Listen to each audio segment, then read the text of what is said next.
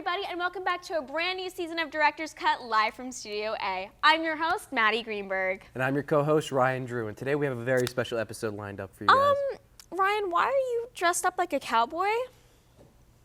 I'm dressed up as Indiana Jones. It's an Indiana Jones themed episode. Why aren't you dressed up as something? The theme is indie. Anna Jones. No, like indie, like A24, Blumhouse. Well, in my defense, an Indiana Jones themed episode would be just a better idea. Oh, come on. There are so many great indie films. I mean, Lady Bird, Everywhere, All at Once, The Room. The Room? Yeah, have you seen it? Yeah, and I wish that I didn't. My favorite part were the credits. Okay, well, we may not agree, but let's see how Hofstra students feel about indie movies. Hi, I'm Maddie Greenberg, host of Director's Cut, reporting live from the Hofstra University Student Center, where we're going to be asking students everything they know and love about indie movies.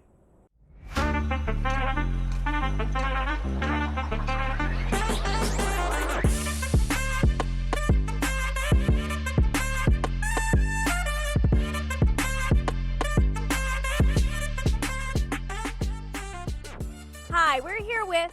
Dylan. All right, now what is your definition of an indie movie? Anything that isn't produced like by a professional movie company. So you would say like Avengers Endgame is not an indie movie? Yeah, it's not an indie movie. Independent studios, so smaller budgets, not made by like big Hollywood studios. Do you hate all big Hollywood studios? At the moment, yes, with the The strike. Pay the writers. yeah, pay the writers, please, and the actors. And the actors, of course. Where would we be without them? Everyone. I'm here with Tori and Ella, who are self-proclaimed not fans of indie movies. So now the hard-pressing questions. What about indie movies do you guys not like? I honestly don't know much about indie movies, what they're about, what they stand for, anything about them. But I would like to learn. I'd be open. I've just never watched them before. Okay, I'm going to list some indie movies, and you guys are going to tell me if you like them, okay? Lady Bird. I think I've watched the trailer. Would you say that you like Lady Bird more than Avengers Endgame? Yeah, actually, I definitely do. Lady Bird has a good message. So you would just say that you're a pretentious film bro? Oh, 1000%. I am a pretentious film bro. Anything that has a low budget, I just love automatically. Ready? Have you seen Lady Bird? No. Have you seen anything by Greta Gerwig besides Barbie? I don't think so, no. Parasite. Like the thing that goes in your stomach. Little Women. No. I think that's her only other film. Any Wes Anderson film. Wes who? Have you seen any Wes Anderson film? Can you list a few titles for me? Of course I can. Moonrise Kingdom. No. Rushmore. No. Now you're wearing a Marvel shirt. So, I mean, how does that feel? Like, you're doing two. You're supporting two brands. Listen, I can't even lie to you. I don't even like Marvel. This is my girlfriend's shirt, and I just took it. So you gotta talk to her about that. So if I was to tell you Avengers Endgame is my favorite indie movie, what would be a good response to that? Politely, Avengers Endgame probably isn't the best example of an indie movie. Why would you say that? Favorite indie film? Midsommar. Midsommar. It is Midsommar. Yes, that's the best question. I mean, that's the best answer. I enjoyed Portrait of God. I think it was a college project. It's very short, but I very much enjoyed it. Do you think that all people who watch indie films are just pretentious? Yeah, I'm pretentious. Yeah. And that's okay. We all are too here at Director's Cut. And what's one indie film you would recommend all of our viewers to see? Can I say Portrait of God again? Yeah. I recommend Portrait of God. I'm pretty sure it's on YouTube. Okay, thanks. What's one indie film that you would recommend everyone to watch? Climax. Gaspar Noé. What would be your Joker? Barbie. But is that indie?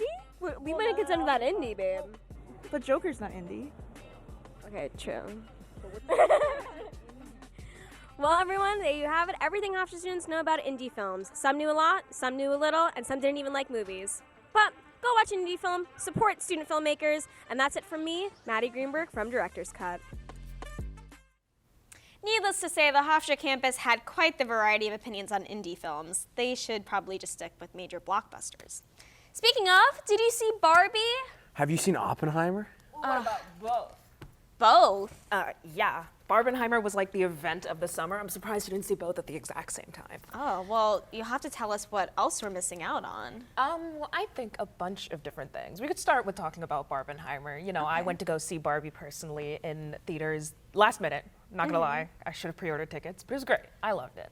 I did too. I loved both of them. I think, like, it's so hard. They were like pitting them against each other. I'm like, guys, we actually have a reason to go to the movies. Like, True. I don't know if I think pitting them against each other. I think it happened that two films are like polar opposites, both visually and like thematically.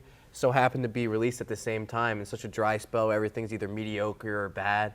We had two great filmmakers releasing something like great on the same day. It's like the fourth biggest box office opening weekend ever. yeah. That's true. It was exciting. I think it made us excited about movies and film again, which is hard at a time like this because of the strikes and because it's, you know, you want to support these actors and these people, but we're facing a very big flux in the industry right now. I mean, it is very difficult. It's disheartening to see, of course, them not listening to all the writers and actors who are out there with their support and all the horrible things that are like happening. But it's just, I know you had mentioned this before when we were talking earlier, but hopefully there is like an influx in a couple years and they get, you know, what they deserve in the sense of getting paid and all that. And there's like a big boom in like actually really good films. Well, I think there's going to be because there's been such a, we're almost lucky in a sense that we have so many options, more options of what to watch than ever before. It's true. But we've lost that filter process of quality. Now anything can get made. That's a great thing because now anything can get made. I mean, The Nun too. Yeah, the Nun's getting a sequel. But in the same sense, for people that really get behind the film, it kind of has to be a big event. You need something like a Barbenheimer or something like, you have to go see Avatar 2 in IMAX, come on. Yeah. That's true. So True. it's starting to go towards something like that, or in like The Nun 2 is probably going to do real well, because you want to see a horror movie with a bunch of people your age and be like, oh, wow. The people dressing up as like walking into the theaters with their candles, scaring all the people and children and then like freaking everyone out. There were people who have like run out of the theater, but it's events like that where like people make it into little events even though it wasn't in the first place. And I think that's really cute that everyone does that. Yeah, I'm also excited about Poor Things, that just won the Lion at the Golden Lion, at the Venice Film Festival. I think I love his work. Like The Favorite was one of my favorite movies. 2019 was a great year. It was such a good year for The movies. Favorite was a standout. Olivia Colman did a great job, And Emma Stone. And Emma Stone. Oh my God, I love her. I've love her loved so Yorgos Lanthimos' work for a while. I think Yeah. Dogtooth is really disturbing. So I'm wondering if he can mix in kind of like a more mainstream but kind of edgy kind of take on stuff. I love the general look of his films. Yeah. I think we're gearing up for that kind of stuff. I mean, we have, you know, Oppenheimer, which was like incredibly visual, and Barbenheimer, which was a Barbie. We have Barbie, which was like so weird at times, and now we have like these amazing, you know, creators that are really getting to show their creativity through their films. I'm just hoping any sequels or prequels or anything that comes out is better than what it has been. Just because like you said, there's a huge drop in quality lately with just that filter not really working out for the good stuff. I'm also pretty sure The Favorite came out in 2018, so I'd like to correct myself. And that's okay. 2018 was also a good year, so it's fine. Everything before 2020. Very real. Well, Alyssa, thanks so much for coming out and coming to chat with us. Of course, yeah, it's always a pleasure, Maddie, and you are still as weird as an A24 film, Ryan. Like waves breaking on rocks, your words sting, but I endure. Well, let's take a look at a clip from our guest Trevor Parento's short film, Blinding Lights.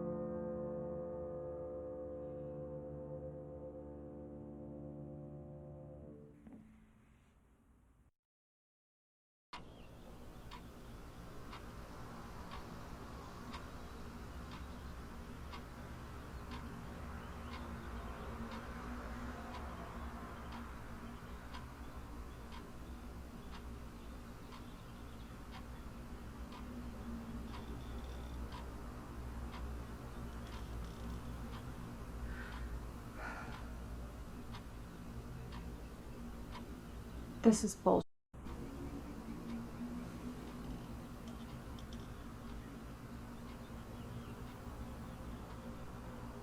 Have you ever seen a celebrity? No, I can't say that I have. Yesterday I did. Oh, who was it? Ryan Gosling. Well, that's exciting. Yeah. Did you get an autograph or a photograph? No. Why not? Why would I? Well, some people would find a celebrity autograph to be quite exciting.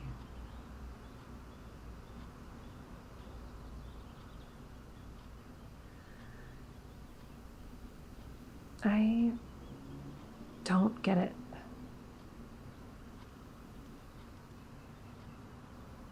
All these people saw him the same time I did. They ran to get their autographs. Sitting down with us now is Trevor Parenta to talk about his short film. Thank you so much for coming on to Director's Cut. Thank you so much for having me. It's a pleasure to be here. So tell us a little bit about your creative process and what it was like filming Finding Lights. Yeah, so I mean, this film was actually had a pretty tight, schedule and turnaround in terms of, from when it was actually written to, when we filmed it. I think I conceived of the idea and wrote it. It was actually for my intermediate film class in January, February, around then. And then we filmed everything in March, so it was, good 2 or so months of, planning and pre-production. And then the filming was actually just 2 days, and then after that I edited for a solid month or so. And yeah, that was pretty much the whole process for the film. Was there a step in the process that you found to be a bigger roadblock than the others? Yeah, I'd say the most difficult part was definitely the pre-production. Just with all the moving parts with this film, there was certainly a lot going on, and just planning everything and actually getting everything that we needed to make the film come to life was certainly a challenge. But with the help of my producers and the people that were working on the film with me, we managed to make it work. So, yeah. What's the biggest takeaway that you're going to use for this year when you're going to start to work on your senior thesis film? Well, I'm actually not doing a senior thesis film. I'm doing the writing capstone. Oh, wow, okay. But yeah, it's, I think the biggest thing I'm going to take away from it is just that, anything that with this film, it was certainly a big challenge for me. And before this, I wasn't really, sure if I could execute a project to this level. So when I, write my feature for my capstone, I'm hoping that, when I graduate, I can sort of carry over that confidence to, down the line actually produce and film the feature that I write. Finding Lights, it's a snappy name. Go through any other titles, or was that like where you started? I think I did go through some other ones. I don't remember what they were, but because actually the song that's featured in the film is called Light, so that was kind of like a big influence in the name of the song or the film. And that actually wasn't the original song that we were going to go with, but it ended up working out, and that was the title I went with. So, how was it trying to weave in the music aspect with it, with all the other sounds in the movie, like all the other? Yeah, I mean, it was music was certainly a core role of the film, so that was kind of the thing I started with, and then everything else was kind of built around that. Well, it's been so interesting to get a little taste of what went into this movie, but let's take a look at another clip from Trevor's film.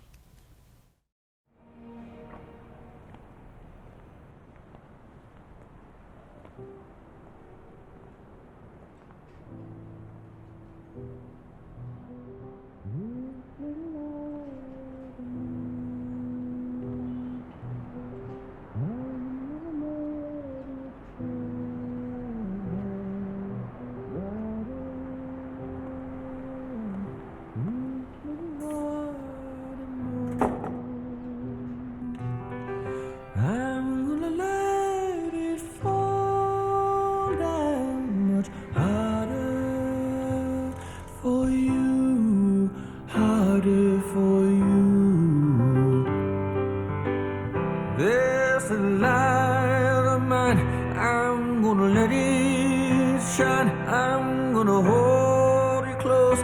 I'm gonna build you a fire. Don't be scared of the dark. Come on in, come on and catch my spark. This little world of ours goes a million miles an hour. So stop and smell the flowers.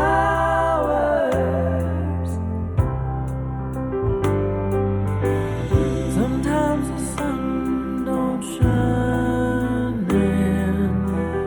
Sometimes the silver linings hiding behind clear blue skies. This little light of mine, I'm gonna let it shine. I'm gonna hold it close. I'm gonna build you a fire. Don't be scared of the dark. Oh, come on in, come on and catch my spark. Candle burning, I'm rolling up my sleeve. Hold my hand so you can feel my heart beat.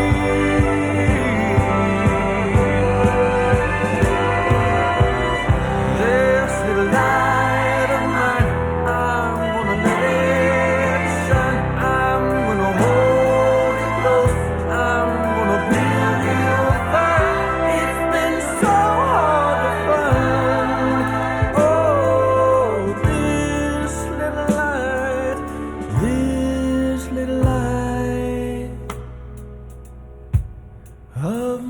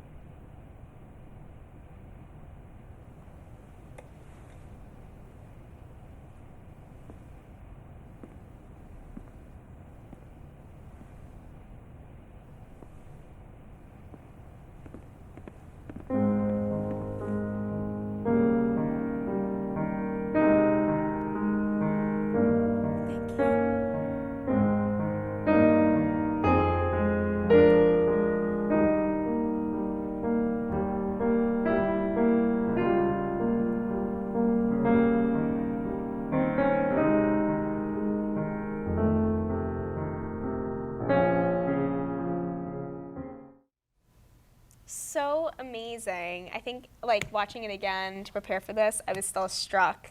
And the first time I saw it, I was actually really surprised because I was supposed to have a scene in the movie and it got on the cutting room floor. He kept my breath in.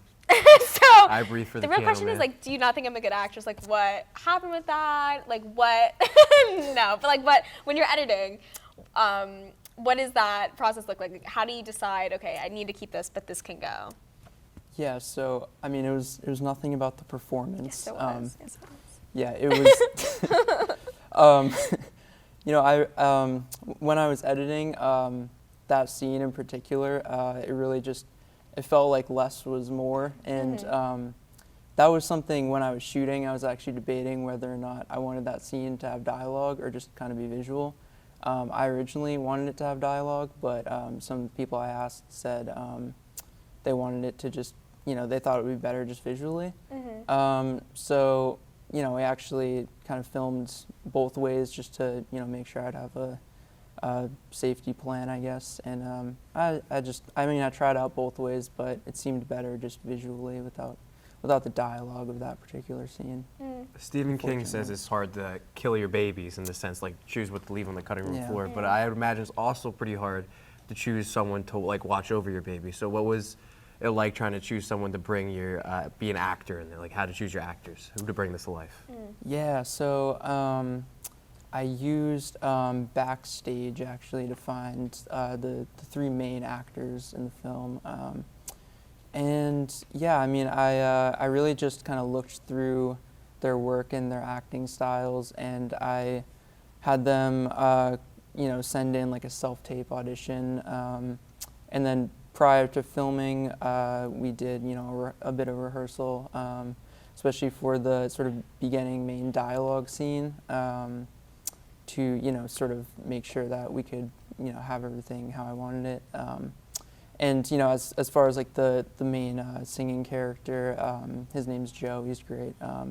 I sort of mostly found him because of his song that's featured in the film. That song existed before the film, and we just talked about using it, and I thought it would fit good. So that's kind of how I found the core actors. Did you record the song live, or did you like go into a booth? Yeah, so basically the song was already recorded. I reached out to his producer, his music producer, and we did a little bit of like remixing of it for the film because we wanted it to, you know, when she walks into the theater, kind of just be his vocals and the piano, and then all of the other backing instruments come in. Originally, all of the instruments were in through the entire song, so we, you know, we remixed it a little bit. But yeah, I mean, it was already, you know, a song, like it existed before the film, but we just kind of edited it a little bit. So lights are an important part of the movie. It's even in the title. So how was it trying to light your films? How was it trying to set up all those shots? Well, especially, I mean, for the scene in the auditorium in the theater, it was actually at the Hofstra Playhouse, so we had, you know, the entire lighting crew there. They were amazing. I met with them a few times before we filmed to sort of, you know, discuss what I wanted, and you know, we rehearsed it, we went over it, and we sort of got those different lighting setups with, you know, the spotlight and, you know, just like the theater lighting and everything. So that was a great experience, definitely working with them. So. Well, thank you so much for being here today, Trevor. Where can people come keep up with your work? Yeah, so you can, you know, follow me on Instagram. I'm usually posting the stuff I'm doing. I also have a YouTube channel where I, you know, post some of my film content. So, yeah. That's awesome. Everyone should go check that out. And so, Maddie, I had a movie night last week. Really? How did that go? You can't. It was awful. It was impossible for people to match my level of quality, my level of expertise in the filmmaking field. It's cute that you think that you have good taste. Just look at my choices and tell me that I'm not a film genius. All right.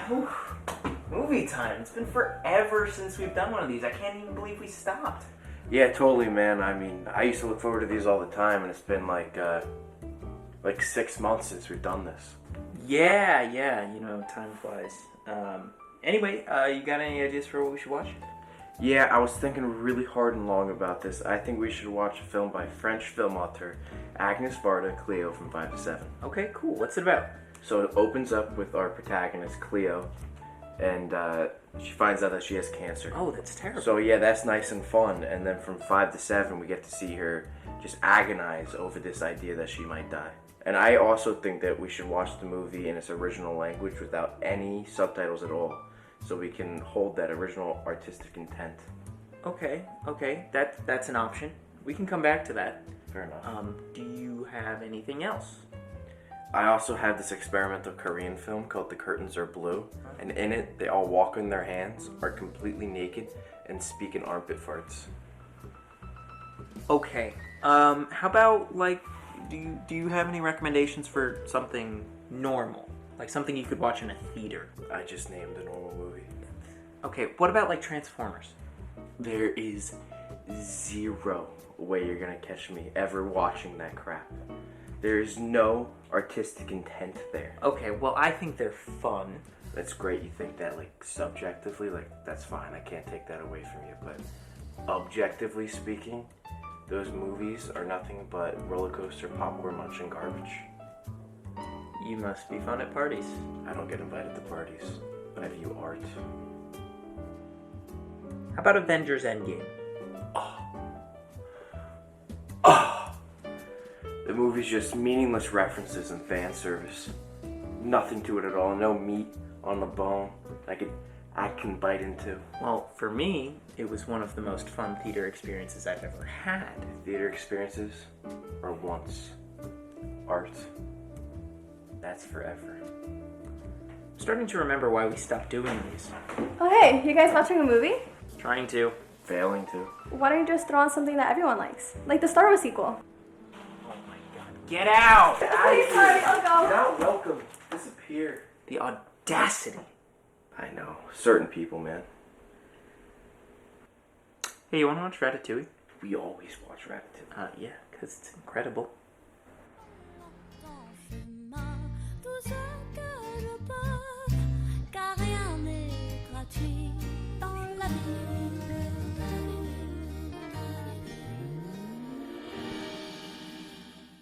Ryan, you're not a film genius. Agree to disagree, but that brings us to the end of our first show of the season. If you'd like to keep up with the rest of season 26, make sure to head over to our Instagram at DirectorsCutHU. There you can find exclusive content like interviews, unaired shorts, and so much more. Also, make sure to give us a follow and subscribe on our YouTube channel. Thanks again to our special guest, Trevor Parento, for sitting down with us. Until next time, I'm Ryan Drew. And I'm Maddie Greenberg. And this has been Director's Cut.